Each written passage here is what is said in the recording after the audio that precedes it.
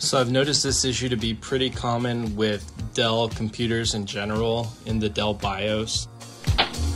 Let's say that you did an SSD clone and everything seemed to go okay, but no bootable devices were found, and you already tried checking your boot order, and when you go into your boot order, nothing is showing up for the SSD itself.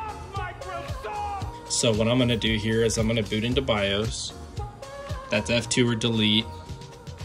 And when you go in here to the boot sequence, which you probably already did, you're going to see that you're not seeing your SSD listed. So you go to add boot option, and then you're still not going to see anything, but you're going to click the three dots. You're going to look for a file system, any, assuming you don't have like a secondary drive or anything, but this should be how it shows up for you. Directories, EFI, boot, look for that boot x64 EFI.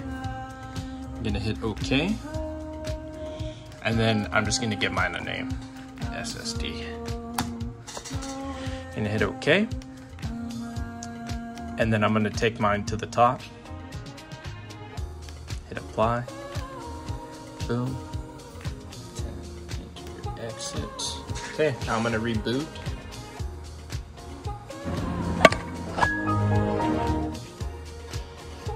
Again, this could work for other computers or other brands and whatnot. This is just a particular problem I've always had with Dell. Fuck you, Dell. Reason after doing an SSD clone with even Samsung Data Migration Tool or Macrium Reflect. So again, try that. That should fix the issue, assuming you already tried other things and this didn't work. So have a good day.